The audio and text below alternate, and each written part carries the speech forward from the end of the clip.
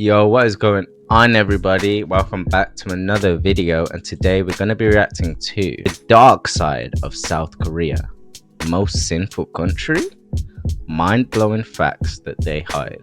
Travel documentary. This is by Real Life Documentary, man. I actually like these guys' videos. Remember, we done the one on Brazil, the one on India. I'm pretty sure we done one on Dubai not too long ago. I don't know if it was by this channel though, but yeah, man, I love these like country deep dives. It's really cool. So without any further ado, let's take a look at South Korea. Let go.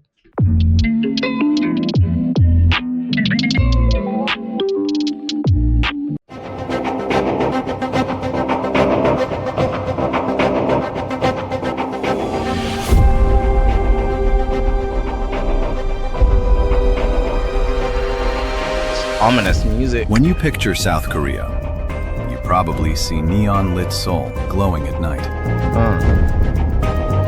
The unstoppable rise of K-pop, Samsung phones in half the world's pockets. Oh, so Samsung booming out there, huh? That makes sense. That makes sense. I feel like Apple only really booms in the Western countries, you know, in the UK, in America. I feel like that's only where Apple really thrives. A country that turned itself in a single lifetime into one of the richest on earth. But step behind the glittering facade, and a very different country comes into view. This is a nation with the highest extreme mental health crisis rate in the developed world. Slums made of metal and blankets sit a short walk from billion-dollar towers.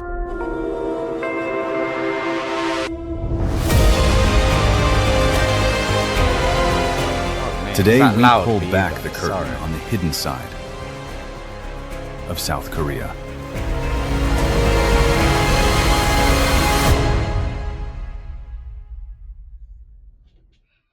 In 2014, a plane was already pulling away from the gate in New York when it suddenly turned back.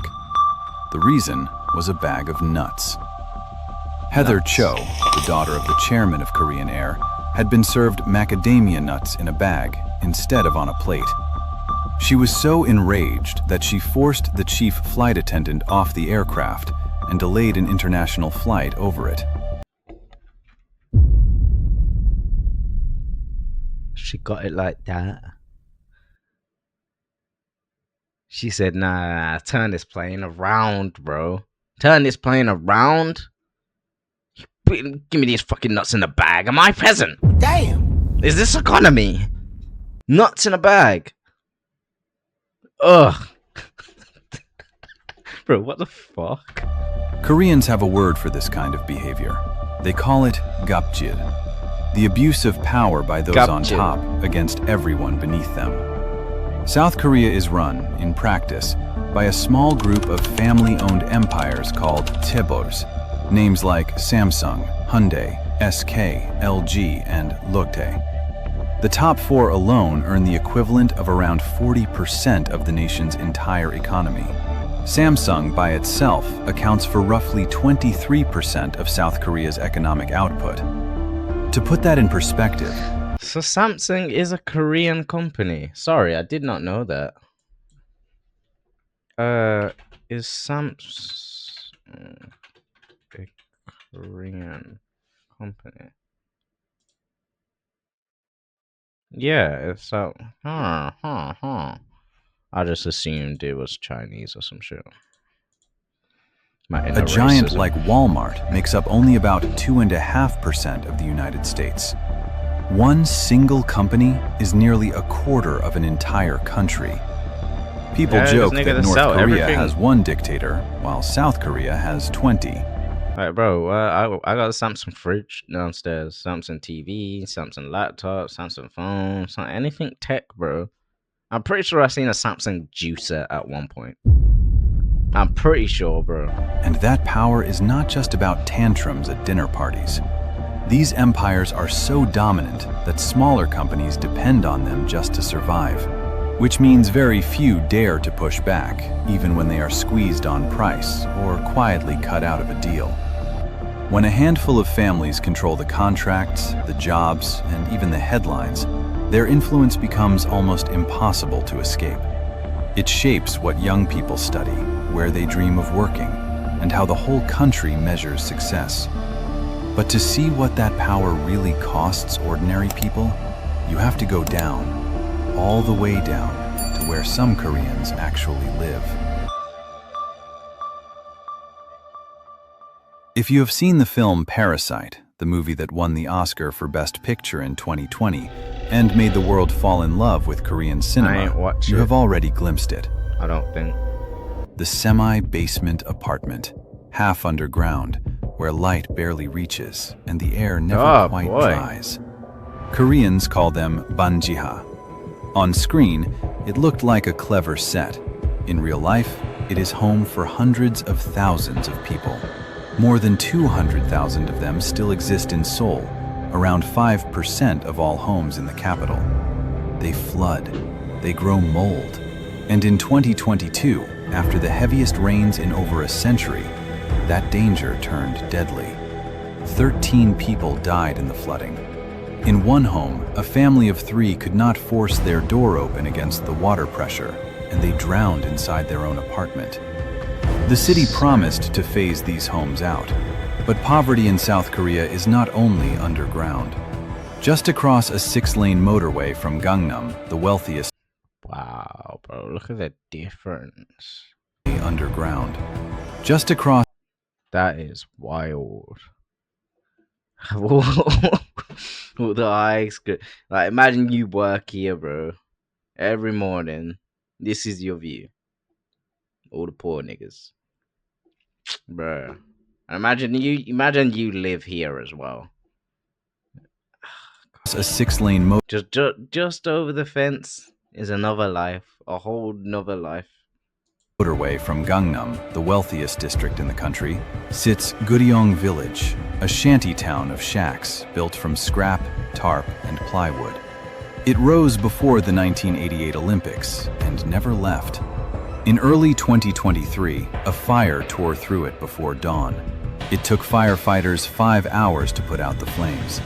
Around 60 homes were destroyed, and roughly 500 people were forced out into the cold. Plans to rehouse them have been stuck for decades. AsianSummer.com. South Korea.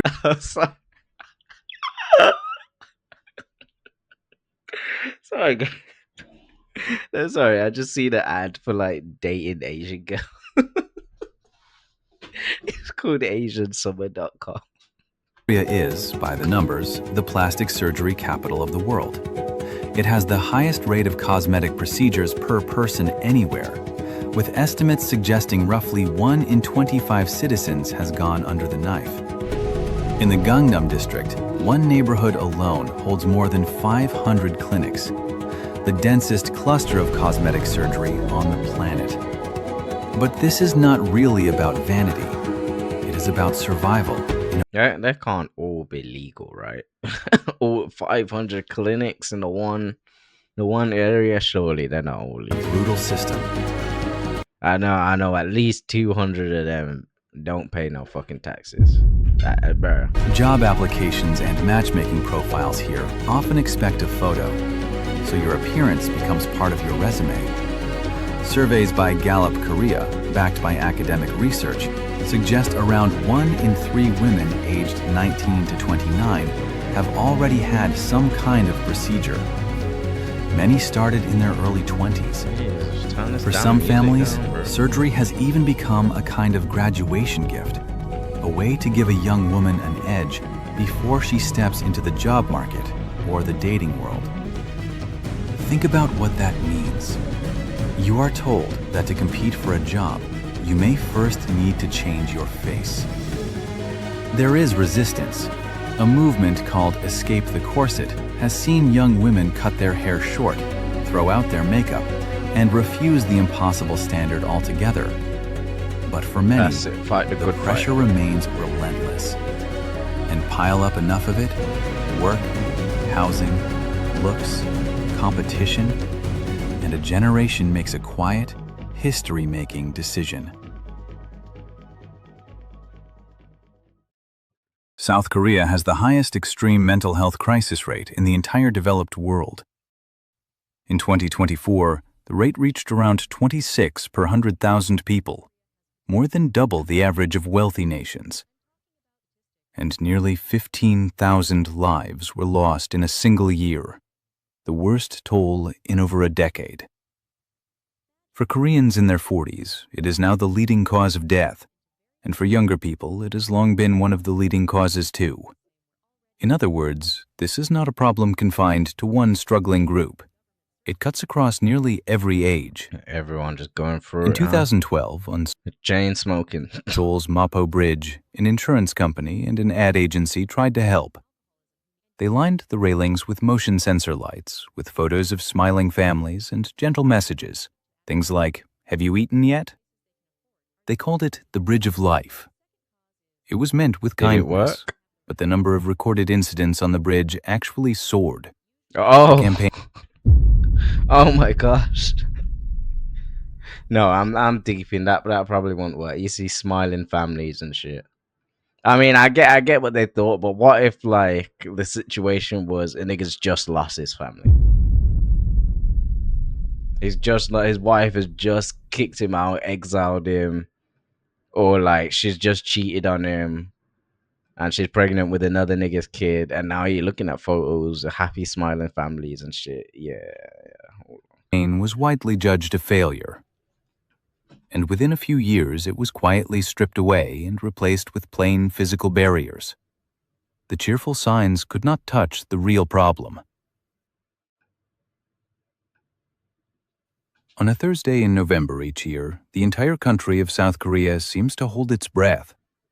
The sky is silent as commercial flights are banned from taking off or landing for 35 minutes to minimize noise. Offices and stock markets open later to keep the streets clear. Police are deployed, with sirens blaring not to catch criminals, but to escort overslept students to school on time. Really? All for one exam, the Sunung, the National University Entrance Examination. The Sunung is not just an academic test, it's a life-changing event. The results of these 8 hours will determine which university you attend, which chaebol corporation you work for, how much you'll earn, and even who you might marry. Bro, I'm telling you, flipping, I don't know why these tests be so serious, but there's I've seen some anime and some Korean shows, bro. Everything hinges on this fucking exam, like life itself, bro. This exam is life and death, basically. It's that serious, my nigga.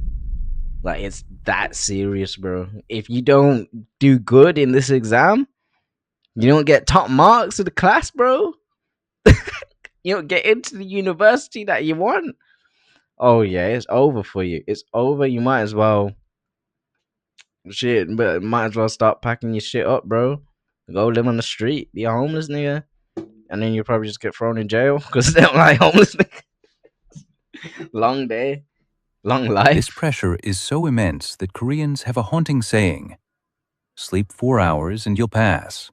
Sleep 5 hours and you'll fail. Wow. South Koreans work around 1,865 hours a year, among the highest in the developed world, far above countries like Germany. 1,865. Wait, what number did he say? 5 hours and you'll fail. South Koreans work around 1,865 hours a year, among the highest. 1,865 hours a year. Where's my calculator? Now where's that? Oh no, this is the wrong keyboard. Sorry, my old keyboard literally had a calculator button.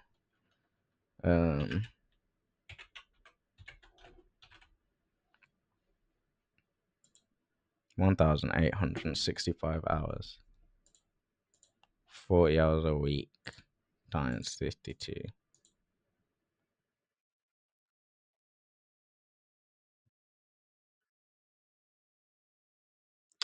Are they? Are they the highest working? Are they? Standard here is 40 hours a week, mate. In You know, let me not do the whole year. I'll take off like what, about a month, 2 weeks for Christmas, couple weeks in the summer. Um, times 48.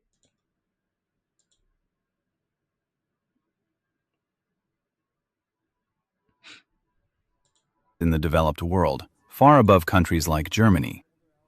And that number does not even capture the full. South Koreans work around 1,865 hours 1865. Okay. Okay.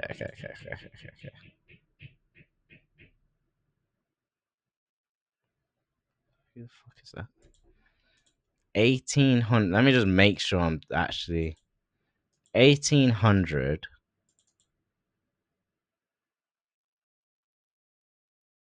That's 1800.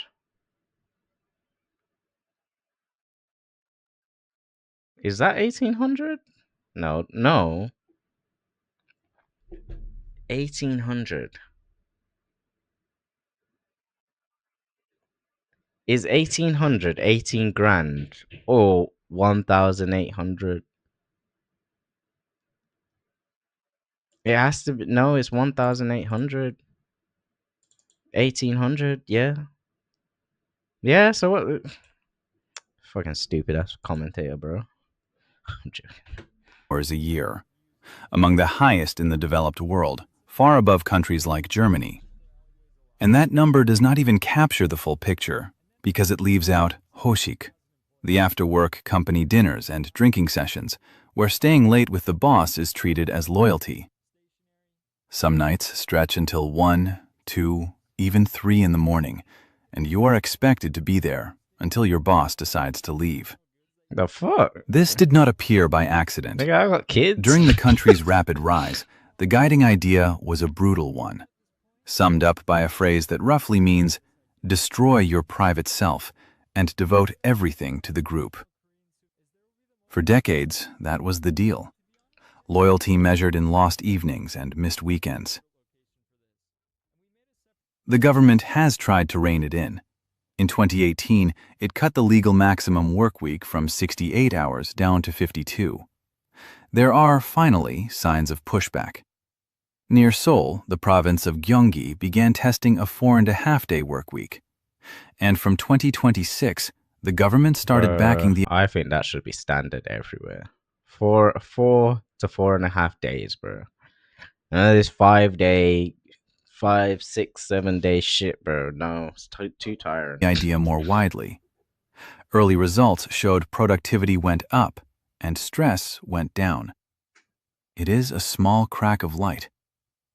But you work yourself to exhaustion to afford a life, and then you discover you still cannot afford the one thing that matters most: a home.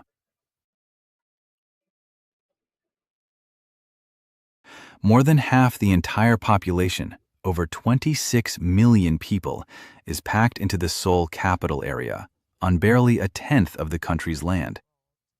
The reason is simple. Outside the big city, there are far fewer jobs, fewer hospitals, less of everything, so young people pour in. And there, they hit a wall. Property in Seoul is among the most expensive in the world compared to what people actually earn.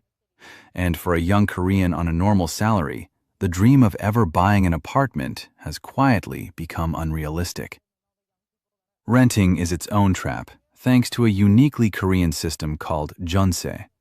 Instead of paying monthly rent, you hand over one enormous lump sum deposit, often a sum a young person could never hope to save. And in recent years, even that gamble has turned dangerous, as waves of fraud have left some tenants watching their entire life savings vanish, along with a dishonest landlord. So they stay. They live with their parents, not for a year or two, but well into adulthood, sometimes until marriage. Kind of sounds like the crisis now in the Western world, innit? With like inflation and house prices and that. Sometimes longer. They young people staying with mom and dad till their 30s, bro. So they can move out realistically now. And this is not just inconvenient. It quietly delays everything else. Moving out, settling down, starting a family, until those milestones can feel out of reach altogether. A whole generation finds itself stuck, working hard and going nowhere. And in a society this competitive, even your own face becomes part of the race. South Korea now has the lowest birth rate ever recorded for a country. In 2023, it fell to 0.72 children per woman, before nudging up to around 0.75. What? What? How do you have point child per woman? What? Huh? Ever recorded for a country. In 2023, it fell to 0.72 children per woman, before 0.72 children per woman. What does that even mean, bro? nudging up to around 0.75. Number of births. Total fertility rate. I don't get. Someone break this down for me, please. I don't get this. To survive, a population needs about 2 points. South Korea is at a third of that. The population peaked at nearly 52 million in 2020. Projections show it shrinking to around 36 million by 2072. In the most recent year, around 120,000 more people died than were born. The fifth year in a row, the population naturally shrank. A modern, advanced nation is very literally fading away. And the government has not ignored it. It has poured hundreds of billions of dollars into incentives, baby bonuses, housing help, you name it. The results have been small. Because the problem was never really about money. It is about a society that has made having children feel almost impossible. And the consequences ripple outward. As the population ages and shrinks at the same time, fewer and fewer young workers will be left to support a growing wave of retirees, straining pensions, hospitals, and the economy itself. If a story like this matters to you, consider subscribing, because we dig into the realities behind the headlines. The strangest part is what comes next. It is not just that fewer children are being born. It is that the country itself is quietly turning away from them. No kid Across South kid Korea, zones. That reminds me, I saw a post the other day. My girl showed me a post, and this guy was complaining, saying that kids shouldn't be allowed in fucking restaurants. And I was like, bruh, come on. will find a sign on more and more doors. No kids allowed. They are called no-kid zones. Cafes, restaurants, even some libraries that simply ban children from entering. What? By 2023, reports counted more than 450 such places. Okay, come on, guys. Come on. Like, I know kids be annoying, and they be making noise and shit and crying. But you was once that annoying little child, bro. Come on, what are we doing? And one institute put the number as high as 542. After a Raw restaurant salmon. was fined heavily when a child was injured on its premises, many businesses decided it was safer to ban children entirely than to risk the cost. In one survey, around 62% of Koreans said they supported these zones, even though the country's own Human Rights Commission called them discriminatory. It is one of the clearest signs of a country quietly losing faith in its own future. And behind that falling birth rate sits another quiet war between Korean men and women. The gender. For a growing number of young Korean women, the response to all this pressure has been radical refusal. It is called the 4B movement, named for 4 words that in Korean all begin with the same sound, 4 no's. No dating, no sex, no marriage, no children. The 4B movement is still a small fringe group, and most Korean feminists do not follow it. but it has become a symbol of My something life real is not and your much porn. wider. In South Korea, men do the least housework in the developed world, around 45 minutes a day, while women average nearly 4 hours, roughly 5 times as much. And gender is only one of the fault lines. Age, income, status, looks. All of them are quietly pulling this society apart.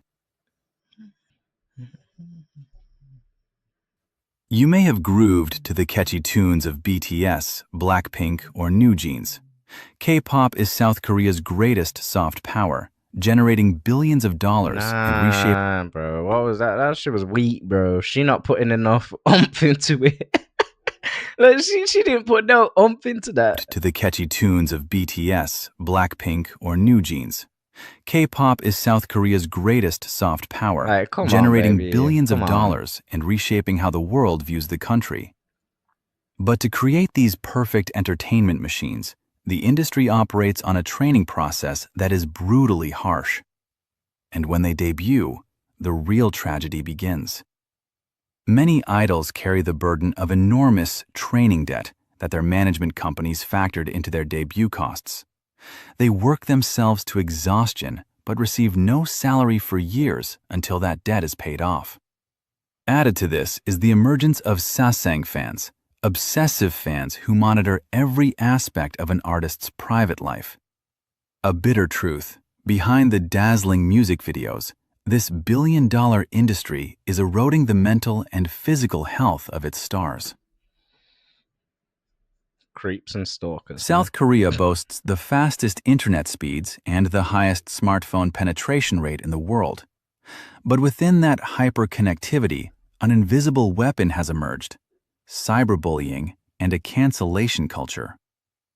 In a society that places great importance on personal image and reputation, the internet becomes an unforgiving court.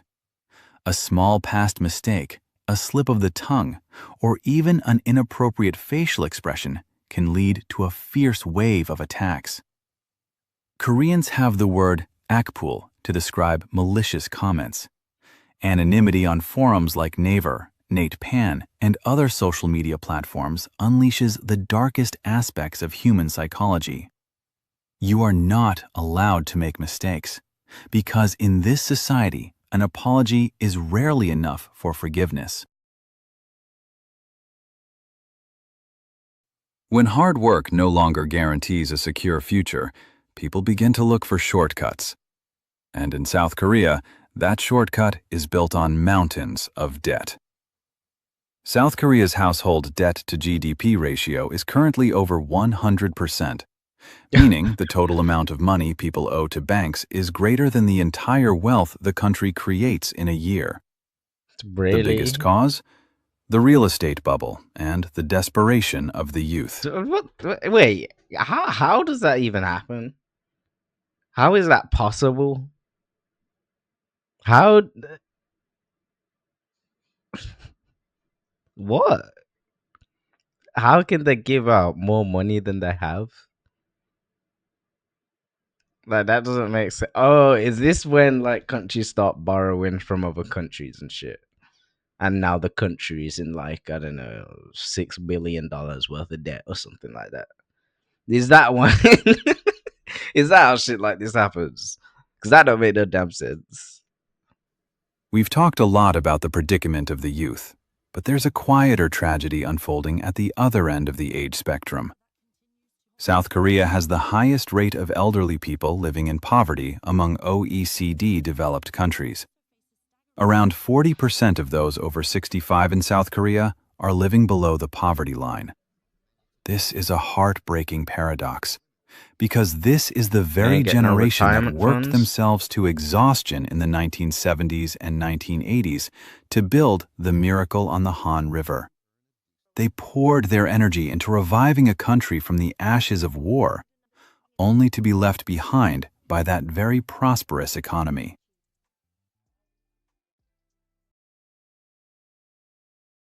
Because for all its shadows, South Korea also gets extraordinary things right. And honesty demands we say so. Start with safety. The country's homicide rate is around 0.5 per 100,000 people, among the lowest on Earth. Seoul, a megacity of millions, is dramatically safer than New York, Los Angeles, or London, with reliable trains running late into the night. Streets feel calm even after midnight. And that everyday sense of security is something millions of people around the world would quietly envy. Oh, yeah, Then for there sure. is health. Most definitely. A baby born in South Korea in 2024 can expect to live around 83.7 years, a record high, and among the longest lifespans anywhere, supported by quality universal health care. In 1953, after the war, this was one of the poorest places on the planet, with income per person of around $76. Today, that figure is over $34,000. The economy ranks among the top 13 in the $76 per year. Oh, wow. world. Damn. A rise of more than 500-fold in a single lifetime. As one couple who has visited again and again put it, we love South Korea. And travel is not only about the polished parts of a place, but the rough patches too. So when we ask whether this is the most sinful country, maybe that is the wrong question entirely. Yet, to truly understand South Korea, one must look at the staggering height of its achievements. Why would there be the This is a nation that engineered the legendary Miracle on the Han River. Rising from the devastating ashes of war in the 1950s, it transformed into a sovereign global economic titan within a single generation. Today, South Korea stands as a powerhouse of absolute innovation.